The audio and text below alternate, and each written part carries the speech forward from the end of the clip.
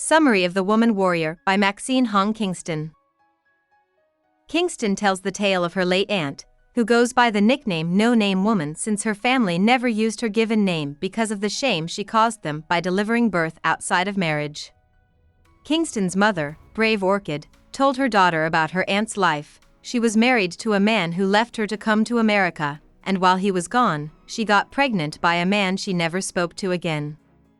The locals broke into her family home and stole everything when they found out she was pregnant. Kingston thinks of a few different reasons why her aunt might be pregnant. In one situation, she thinks that the raid might have been planned by her aunt's lover, who was a mean man who gave orders, including the order to have sex with him to stay alive. Kingston imagines her aunt as a wild woman who kept rollicking company and was free with sex in a different situation, but she quickly gives up on this idea because it doesn't make sense. Kingston instead imagines a young woman who liked her looks and had romantic ideas because she was a loved daughter.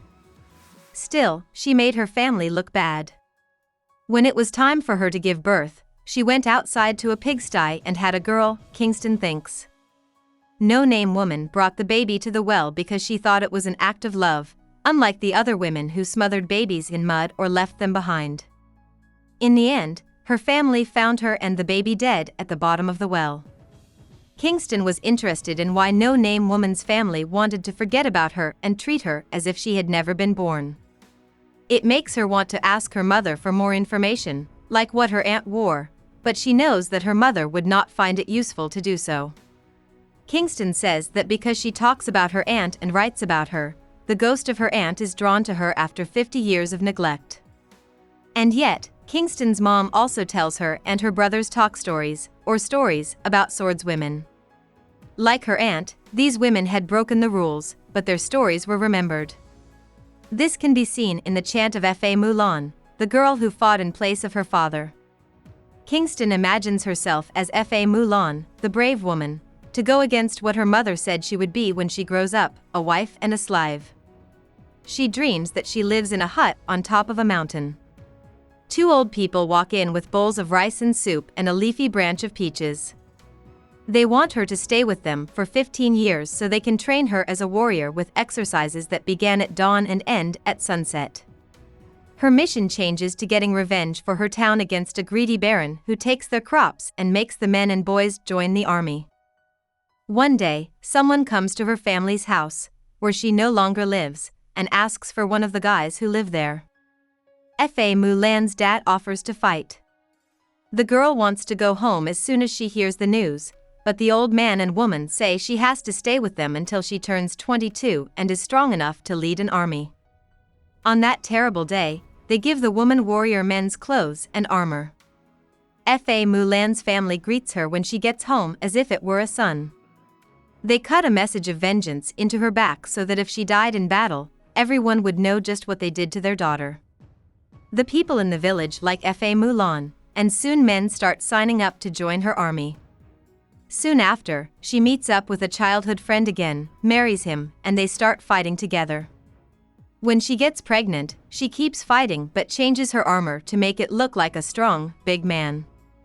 She finds the baron in his stronghold and sees him using an abacus to count his money while sitting square and fat like a god. When the woman warrior calls herself a female avenger, the baron doesn't believe her until she rips off her shirt to show the message on her back and her breasts. F.A. Mulan cuts off his head while he is still shocked. The locals broke into the house and stole everything to get back at the baron's family for taking all the crops over the years. After the baron's friends are put through hell, the woman warrior helps set up a new order that includes opera and talk story. The locals will always remember her for being perfectly devoted, and her son loves seeing his mother, the general. Kingston compares her less exciting and less welcome childhood to the thrilling and honorable life she imagines herself living in this dream. Even though she gets clean A's in school, her mother doesn't think that having good grades is important. She is called a bad girl because of her tantrums and small rebellions against her family's expectations that she will be a wife and a slave. Kingston first rejects this, but then agrees, saying that she will never marry and will instead become a lumberjack in Oregon. In China, Brave Orchid learned how to be a doctor and a nurse. She was so good that she would sometimes let the other students look at her test papers to help them remember what they needed to do. Brave Orchid was the oldest student in her class. She didn't tell her friends that she already had 2 kids and that some of them were young enough to be her daughters. In medical school, Sitting Ghost came into Brave Orchid's room and sat on her chest. This was the first time she met him. She got rid of it by telling herself that it couldn't make her afraid.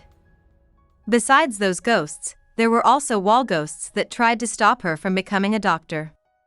Brave Orchid thinks that because she knew about ghosts, she could handle them just as well as she handled being sick and having her joints pop out of place. Brave Orchid left China in the winter of 1939, not long after seeing a mentally ill woman being stoned by locals who thought she was working for the Japanese. In January 1940, she got to New York Harbor to meet up with her husband, who had already made it to Ellis Island from Cuba illegally. Kingston was born during the war. The family meets more ghosts in America. There are black ghosts and white ghosts, taxi ghosts and police ghosts, and newsboy ghosts, which scare the kids the most. The mother and father of Kingston still want to go back to China. This goes on until Kingston is a grown-up adult and her father gives her uncles his last piece of land. The family runs a laundry in California. When Moon Orchid, Brave Orchid's younger sister, comes from California, Brave Orchid tries to hire her at the laundry until she can make plans to get her sister back together with her husband, who lives in Los Angeles. Moon Orchid can't do any work, and her older sister doesn't like how she likes to dress up and how useless she seems. Brave Orchid wants Moon Orchid to get back into her husband's life and use her rights as first wife, but Moon Orchid doesn't want to do this. Her husband has helped her out financially and paid for their daughter to go to college. This seems like enough. But Brave Orchid doesn't care about her sister and instead makes plans for her son to drive them to Los Angeles. When they get to the building, they find Moon Orchid's husband's medical office. They see that he has a new, younger wife who works as his nurse when they go into his office. They come up with a plan. They tell the nurse to tell the doctor that someone is hurt outside. They notice that he looks younger when he comes to help, and he calls Moon Orchid grandmother. Brave Orchid tells him that he is talking to his wife. The man then says that he moved on without Moon Orchid because he didn't think she was strong enough to live in America and she wouldn't talk to anyone, not even him. Moon Orchid's experience is terrible, and she stays in Los Angeles with her daughter, but she starts to think that Mexican ghosts are planning to kill her. She goes back to Stockton so that Brave Orchid can treat her, but it doesn't help her get better. She goes even more crazy as she keeps telling the same talk story about Mexican ghosts. Moon Orchid's daughter sends her to a state hospital, where she makes friends with some other women and learns a new talk story. But soon after, she dies. Kingston's mother told her that she cut the frenulum under her tongue when she was a child so that she could talk more, or avoid being tongue-tied, and learn any language. Kingston thinks that her mother cut her mouth so that she wouldn't speak at all because her family likes to be quiet. She becomes resistant to quiet because of this. A girl in her 6th grade class is picked on because she doesn't talk much, and she says that being quiet can drive you crazy. When a boy with mental and physical problems starts hanging out at Kingston's family's laundry, she thinks that her parents want to marry her off to him.